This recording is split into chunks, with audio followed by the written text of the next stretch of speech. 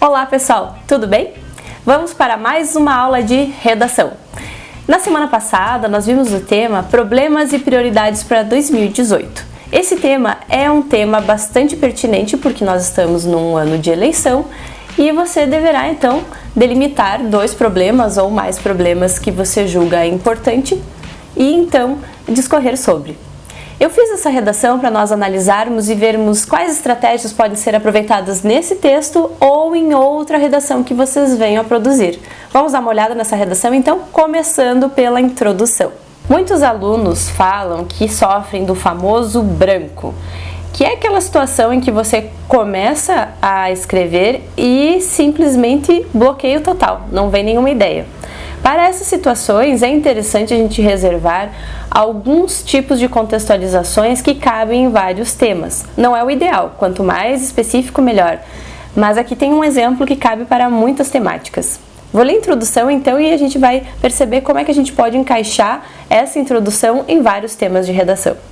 O poeta grego Hesíodo conta que Zeus criou Pandora e antes de enviá-la à Terra, entregou-lhe uma caixa e recomendou jamais a abrir.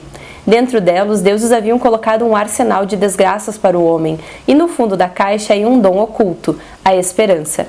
Então, essa primeira parte da introdução nós chamamos de contextualização.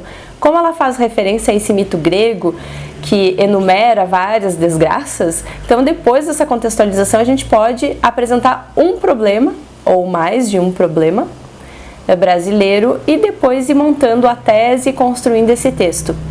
Para que isso funcione, é necessário fazer uma ponte. O que é uma ponte? É uma conexão entre a contextualização e a apresentação do tema e a tese.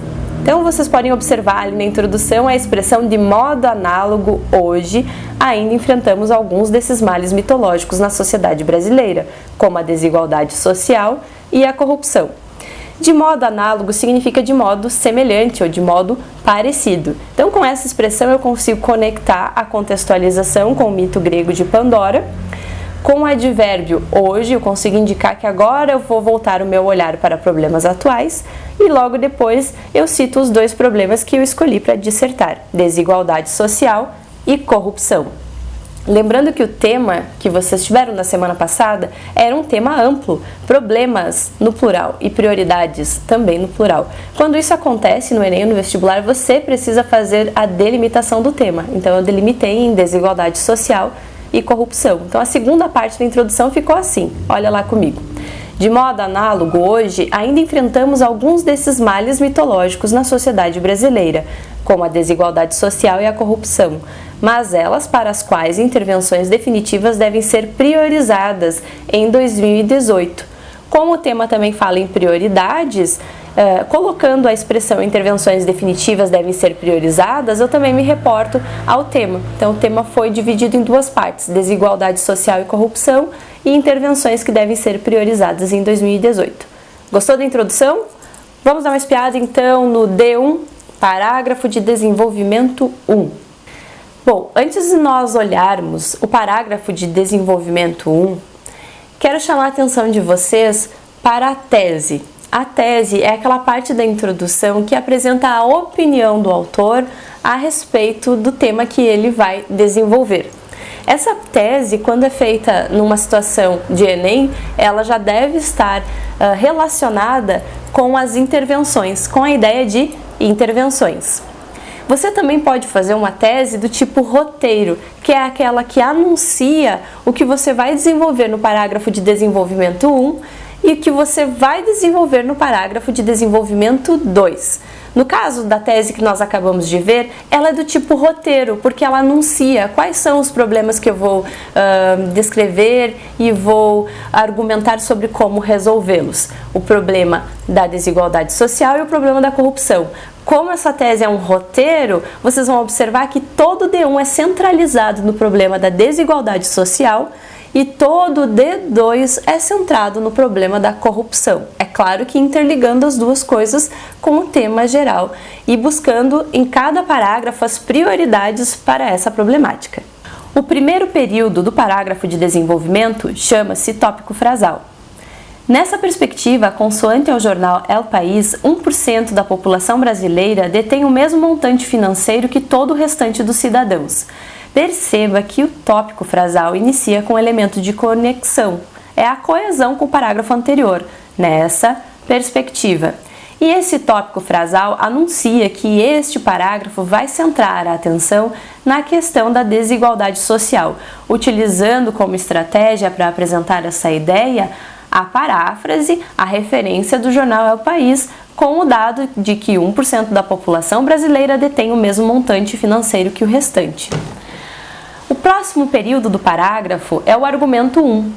Tal concentração injusta de renda gera problemas severos à nação, entre os principais violência urbana, preconceito socioeconômico e desrespeito às minorias de representatividade política, o que acarreta decréscimo generalizado da qualidade de vida. Então, se você observar, se você interpretar esse primeiro argumento relacionado ao tópico frasal, nós vamos perceber que nós temos aqui as consequências do problema concentração de renda. Agora, o próximo período, o terceiro período do parágrafo de desenvolvimento, ele corresponde ao argumento 2.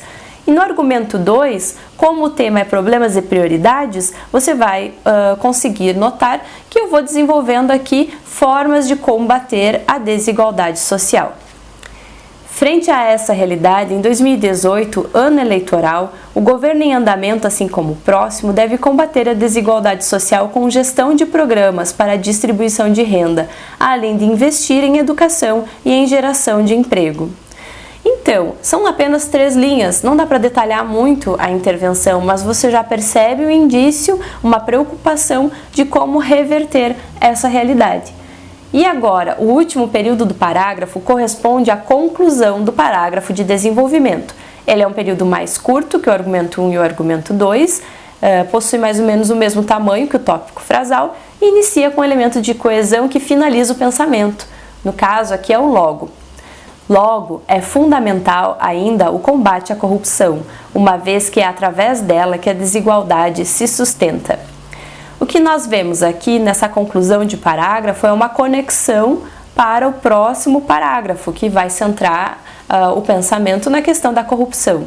Também vale prestar atenção na expressão é fundamental, que é composta por que é um verbo de ligação, mais fundamental, que é um adjetivo. Lembra que quando você faz esse tipo de estrutura, você está montando microteses, que são formas de se posicionar ao longo do texto frente às informações que você está expondo. Então, de acordo com a tese que era do tipo roteiro, o D1 foi sobre desigualdade social e agora o D2 vai ser sobre corrupção. Então você vai acompanhar aí na redação, que você encontra na descrição da aula. E já agora a gente vai ver então o D2, como é que ficou essa estrutura mais voltada para a questão do desvio de verbas, da corrupção. A estrutura do D2 segue a mesma estrutura do D1, então vai ser dividido esse parágrafo em 4 períodos: tópico frasal, argumento 1, argumento 2 e conclusão. Tópico frasal. Nessa perspectiva, o brasileiro segue como Policarpo Quaresma, o qual amava o Brasil acima de tudo, mas foi sistematicamente desiludindo-se com o país, principalmente com a corrupção no governo de Floriano Peixoto. Então, esse tópico frasal, a estratégia que eu usei para produzir foi a intertextualidade literária, citando um livro da literatura brasileira, um clássico da literatura brasileira, que já no passado apontava o problema da corrupção sistemática no país. E aí, na sequência, a gente vai comparar como que está o problema hoje, seguindo a reflexão a partir desse intertexto no argumento 1.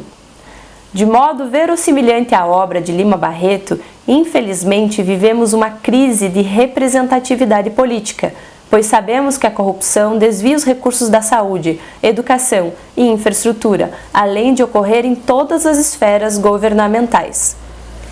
O argumento 1 começou com a expressão de modo verossimilhante, a obra de Lima Barreto. Essa expressão de modo verossimilhante significa parecido com o real. Apesar do livro ser ficção, essa ficção não se afasta muito da nossa realidade, inclusive da nossa realidade contemporânea. E colocando aqui o nome do autor, Lima Barreto, eu dou continuidade a essa paráfrase que foi feita no tópico frasal. Depois dessa conexão entre os dois períodos, aparece a expressão infelizmente. Infelizmente é um advérbio que também, assim como o adjetivo fundamental do parágrafo anterior, ajuda a construir a ideia de posicionamento frente aos fatos que são apresentados. Agora vamos olhar o argumento 2. Desse modo, é necessário combatê-la com uma profunda reforma política que extinga definitivamente financiamentos inescrupulosos de campanha, exija fidelidade partidária, além de ampliar iniciativas como a Lei Ficha Limpa. Portanto, essas ações devem ser a prioridade máxima para 2018 e para os próximos anos, a fim de restituir a autoestima da nação. Aqui eu já me delonguei, já apresentei o argumento 2 e já apresentei a conclusão. Olha só, o argumento 2 também começa com um elemento de coesão, desse modo, e logo depois vem uma microtese, é necessário. Necessário é um adjetivo, que também vai demarcando o posicionamento. Quando você tem ali reforma política, você tem algumas ideias de como fazer essa reforma política, acabando com os financiamentos de campanha, associado ao adjetivo inescrupulosos, que também mostra um posicionamento, fidelidade partidária, entre outras ações. Então, tanto no parágrafo de desenvolvimento 1, quanto no parágrafo de desenvolvimento 2, metade do parágrafo foi destinado às prioridades, às ações para se colocar em prática em 2018, conforme pedia o tema. Aqui na conclusão também começa com o elemento de coesão finalizador de pensamento, que é o portanto, que é uma conjunção coordenativa conclusiva. E aqui nós temos uma ponte, então, para começar a conclusão. Essas ações devem ser prioridade máxima para 2018. E aí nós vamos chegar ao último parágrafo. Bom, alguns professores comentam que não é legal colocar uma novidade na conclusão. Eu, humildemente, discordo. Eu acho que mesmo chegando ao final do texto, um item ou outro de novidade dentro dessa redação é possível, porque aí eu dou continuidade à progressão temática. Progressão temática é quando cada parte da redação, cada parte do texto, traz um conteúdo novo agregado ao tema central da redação. Então olha como é que fica, principalmente em Enem, não tem como não colocar uma novidade, porque você vai dar continuidade às ações, às intervenções, então algo novo vai aparecer. Antes da gente partir para a leitura e análise da conclusão, queria te lembrar que tem um seriado muito legal passando no Netflix, que é O Mecanismo, que analisa um pouco das questões relacionadas à corrupção, à Operação Lava Jato. Então fica uma dica aí para você assistir no final de semana. E é essa a novidade em termos de referência que eu coloco na conclusão. Vamos olhar como é que ficou o parágrafo então? Infere-se que a inteligência na Polícia Federal, no sentido de investigar os crimes de corrupção, é extremamente relevante, conforme o que é revelado no seriado O Mecanismo. Então aqui está o item de novidade em termos de referência na conclusão, que é a citação do seriado Mecanismo. Note também que junto a essa referência vem novamente adjetivos e advérbios, extremamente e relevante, para que você crie o seu caminho argumentativo, a voz de autoria dentro da redação. Além disso, cabe à população, aqui nós temos um agente, é quem vai realizar a ação, no caso, então, cidadãos. O voto bem fundamentado nas eleições, seguido de uma observação criteriosa da conduta presidencial e da idoneidade dos três poderes. Então aqui você tem o detalhamento da ação. Na sequência, nós temos mais um período. Assim, caso a concentração de renda e a corrupção sejam combatidas, resgataremos a esperança no interior da caixa de Pandora. E aí você pergunta, tá, mas só tem uma ação aqui na conclusão? Sim, só tem uma ação com um agente, que é a sociedade, porque se vocês observarem, metade do parágrafo D1 e metade do parágrafo D2 foi centrado na ideia de como criar prioridades, ações interventivas para o ano de 2018. Então nós já tínhamos várias intervenções desenvolvidas ao longo do texto. Então eu optei por utilizar o último período para fazer um resgate lá da contextualização, citando novamente a caixa de Pandora para fechar o ciclo desse texto. Acho que fica interessante sempre que a gente pode conseguir retornar à introdução do nosso texto para fechar esse ciclo semântico, quer dizer, esse ciclo de sentido. Já imaginou se um dia você acordasse e de repente percebesse que já não é mais um ser humano, que você se transformou num inseto gigantesco? cheio de patas, e a sua família o mantém trancado dentro do quarto, lhe dando apenas algumas migalhas de comida. Que pesadelo, né? Mas por que eu comecei a aula te contando essa história? Você já vai entender. Vamos ver como elaborar uma redação na qual você vai começar de uma maneira super criativa e narrativa, mas na sequência já começa um movimento dissertativo atrelado a essa história fantástica. O tema da semana é os desafios da comunicação na era da conectividade. Muitos vestibulares cobram temas que são alinhados com as questões de redes sociais, de tecnologias da comunicação. Esse ano, por exemplo, nós temos temáticas como fake news, como intolerância nas redes sociais e a utilização das redes para o debate político. Vamos ver como é que a gente poderia abordar essa questão. Veja que o tema também é amplo, é desafios, no plural. Então, ao longo desse texto, você precisa delimitar, definir quais são, dentro da tua perspectiva, quais são os grandes desafios relacionados a essa conectividade, a essa presença constante da internet na nossa vida. Bom, a contextualização você pode fazer de uma maneira bem criativa, como eu comecei contando para vocês aquela história do rapaz que acordou metamorfoseado no inseto gigante. Essa história é de um conto chamado A Metamorfose. O título do conto é A Metamorfose. O autor é Franz Kafka. E a primeira linha do conto começa bem assim. O protagonista, ele se chama Gregor Samsa. O Gregor Samsa acorda de uma noite agitada, com muitos pesadelos, só que os pesadelos eles têm continuidade. Ele descobre então que ele se transformou nesse inseto gigante. Ninguém sabe exatamente que inseto é, mas em alguns países dizem que é uma barata gigante. A família do Gregor Samsa mantém ele no quarto, isolado, sem se comunicar muito com ninguém, sem ver ninguém. E dentro desse realismo fantástico, o personagem vai ficando cada vez mais sozinho, cada vez mais entristecido, até que ele morre de inanição. Como que eu posso relacionar então essa pequena narrativa com o tema Desafios da comunicação na era da conectividade? Bom, um dos maiores desafios que a gente observa é que o tempo contínuo de conexão, a forma como as pessoas utilizam os mecanismos tecnológicos, faz com que elas estejam presentes no mundo virtual, entretanto ausentes no plano real. Então, se dificulta o relacionamento entre as famílias, às vezes se utiliza o celular mesmo na hora das refeições. Então, momentos que antes eram destinados para uma relação verdadeira entre as pessoas, são agora destinados à utilização dessa tecnologia. Então, você pode narrar umas 3 linhas fazendo uma paráfrase do conto, A Metamorfose. Na semana que vem eu vou te mostrar como é que fica essa redação, eu vou escrever também para te mostrar como que você pode fazer isso. E depois dessa paráfrase, você relaciona com esse desafio, apresenta o tema da redação e cita já o primeiro grande desafio da era da conectividade, que é manter as relações pessoais no plano real. Bom, depois dessa contextualização, que corresponde mais ou menos a umas 3 linhas, você vai usar um elemento de coesão para fazer a apresentação do tema e relacionar com a temática. E para fazer essa relação, você pode usar o termo ostracismo, já trabalhando o seu vocabulário. O que vem a ser ostracismo?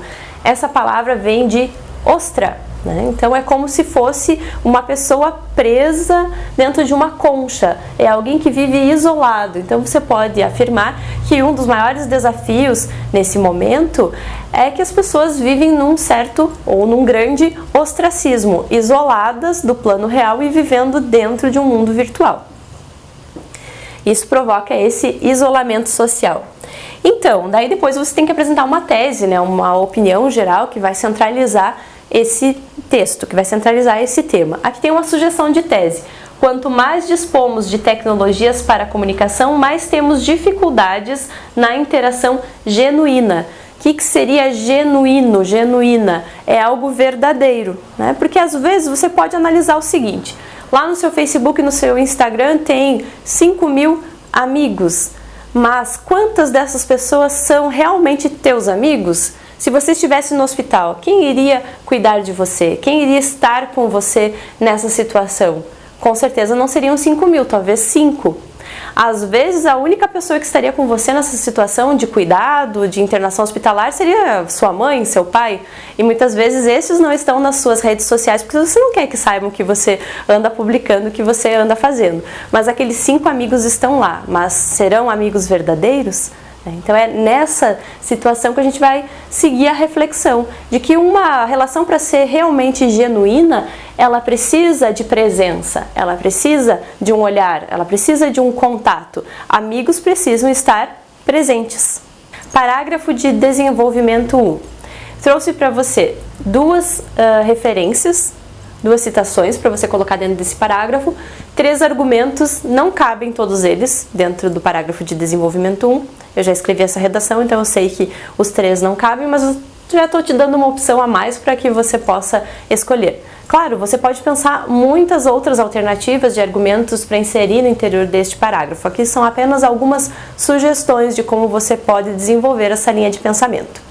Então, no tópico frasal, que é a introdução do parágrafo de desenvolvimento, você pode citar a obra Cybercultura, de Pierre Levy. Lembrando que o Pierre Levy ele é um autor francês, ele é um filósofo, ele já faleceu, mas na década de 90, quando a internet começava a se popularizar e os computadores pessoais se tornavam uma realidade, ele escreveu esse livro, então, Cybercultura, analisando a forma como nós agimos dentro de um ambiente virtual. E ele descobriu, uma das primeiras observações que ele fez é algo que para nós hoje é muito comum. Dentro da internet, as pessoas vão se agregando, criando comunidades, criando bolhas por afinidades ideológicas. É como se nós criássemos panelinhas dentro da internet. E hoje isso é muito fácil de se observar, mas naquela época em que ainda não existia Facebook, não existia Instagram, na verdade não existia nem Orkut ainda quando ele escreveu esse livro, já era bem notável essa tendência nossa de, no ambiente virtual, criar esses grupos, né? Então você pode começar por essa ideia. Lembrando que cybercultura, o título do livro, ele também é um termo que pode ser utilizado ao longo da redação para se referir à forma como nós pensamos e agimos e nos comunicamos dentro do ambiente virtual. Porque cultura é o modo de ser, pensar e agir de uma coletividade. E cybercultura é esse modo de ser, pensar e agir dentro de um ambiente virtual. Dando sequência a esse raciocínio do autor, aqui você tem um segundo desafio. O primeiro desafio foi apresentado lá na tese da redação.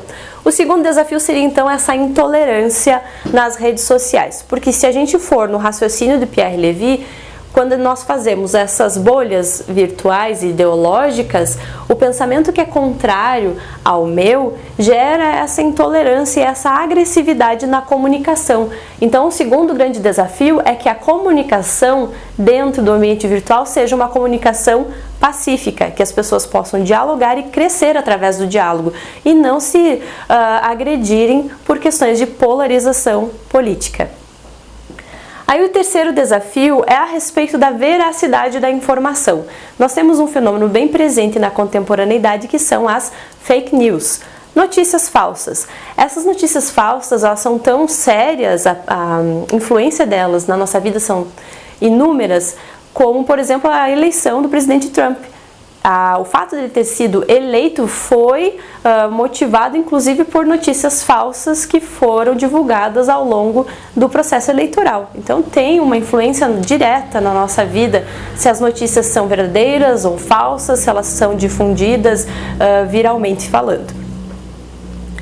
Aí o quarto tópico que você pode desenvolver é a dificuldade, o desafio de nós equilibrarmos o tempo de conexão com o tempo de comunicação na vida real. Porque como eu falei lá na introdução, na sugestão de introdução, para que as nossas relações sejam verdadeiras, genuínas, é necessário a presença. É uma relação puramente virtual, ela não abarca tudo que o ser humano precisa em termos emocionais. Então esse quarto desafio, ele vem no sentido de equilibrar o tempo que você vai se comunicar utilizando essas tecnologias da informação e o tempo que você vai destinar para o contato presencial. E aqui você pode já linkar com a segunda intertextualidade que eu te sugiro para esse segundo parágrafo, que é fazer uma citação direta do poema Tecendo Amanhã, do João Cabral de Melo Neto, que é um autor modernista. Nesse poema ele fala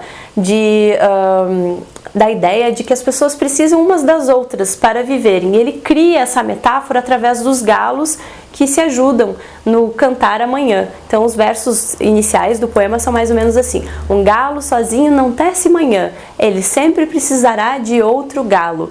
É algo mais ou menos como uma andorinha sozinha não faz verão. Tá? Essa é a ideia de que a gente precisa do outro para sermos felizes e completos. Aí no final do parágrafo, lembrando que a gente está pensando em situações de Enem, a conclusão do parágrafo é uma conclusão com ação.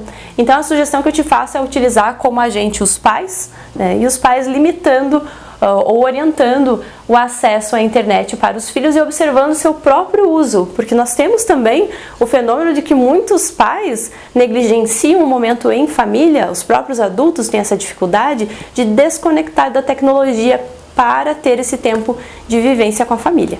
Para o parágrafo de desenvolvimento 2, te sugiro citar no tópico frasal Leandro Carnal. Leandro Carnal, tópico frasal, olha só, até rimou. Quem que é o Leandro Carnal?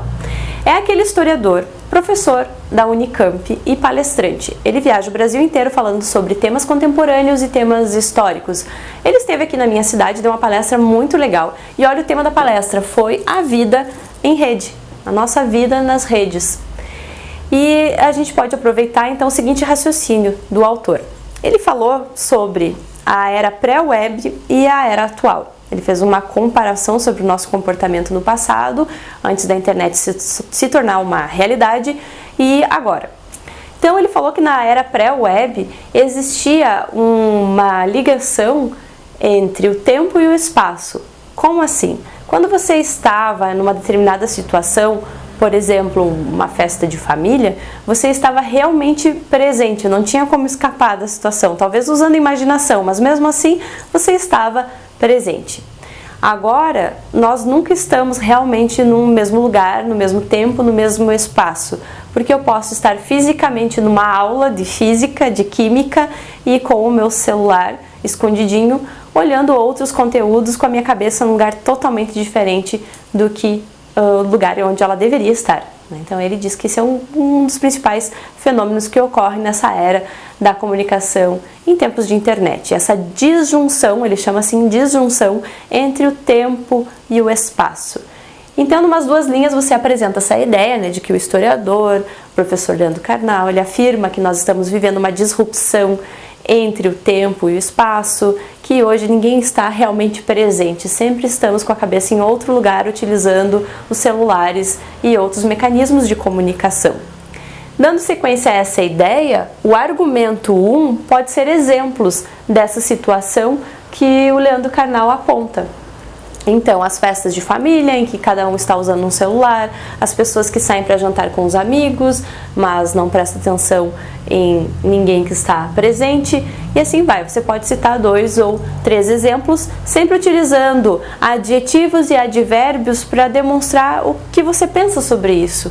Que, infelizmente, as pessoas saem para estar juntas, para estar em contato umas com as outras, mas não ficam realmente em contato. Aí o argumento 2, você pode falar que essa realidade de estarmos sempre conectados pode virar uma doença, que já foi classificada pela Organização Mundial de Saúde, que é a nomofobia. Nomofobia significa o medo de ficar sem o celular, a fobia de ficar sem o celular, a necessidade de estar conectado o tempo inteiro. Então esse é um novo desafio, né? A gente se comunica tanto pela internet, tanto pelo smartphone, que ele acaba se tornando um vício, acaba se tornando uma doença. Com impacto na nossa vida acadêmica, com impacto na nossa vida pessoal, inclusive na nossa vida profissional. Conclusão do parágrafo pode ser, então, uma conclusão com ação, já que você acabou de falar no argumento 2 de nomofobia, que seria o ápice dessa argumentação, né? Você inicia falando da diferença de como era no passado e como é hoje, dá exemplos de como as pessoas estão utilizando o tempo inteiro a tecnologia, que isso pode virar um vício, e no final, na conclusão desse parágrafo, você pode citar um agente, que é o Ministério da Saúde, intervindo nessa problemática com campanhas de alerta sobre a utilização problemática, essa utilização que vira um vício, essa utilização que é um problema de saúde. Para finalizar o texto, retoma lá a ideia do Franz Kafka e a metamorfose daquele cara que ficava isolado dentro do quarto sozinho, só que agora ao invés de ser um inseto gigante, ele é aquela pessoa que está apenas iluminada por uma tela de celular ou uma tela de computador. Retoma essa ideia de ostracismo, de inanição social e apresenta mais uma ação para combater esses desafios, combater esse problema. Por exemplo, você pode citar como agente as escolas e que elas devem promover projetos transdisciplinares. Lembra que projetos transdisciplinares são aquelas ações que envolvem as várias disciplinas, os vários professores, no sentido de refletir, de promover a reflexão sobre um determinado tema. Então você pode citar isso como uma intervenção detalhada para o teu tema de redação, os desafios na era da conectividade, os desafios da comunicação da era da conectividade, certo? Até semana que vem, vamos ver como é que fica esse texto na semana que vem.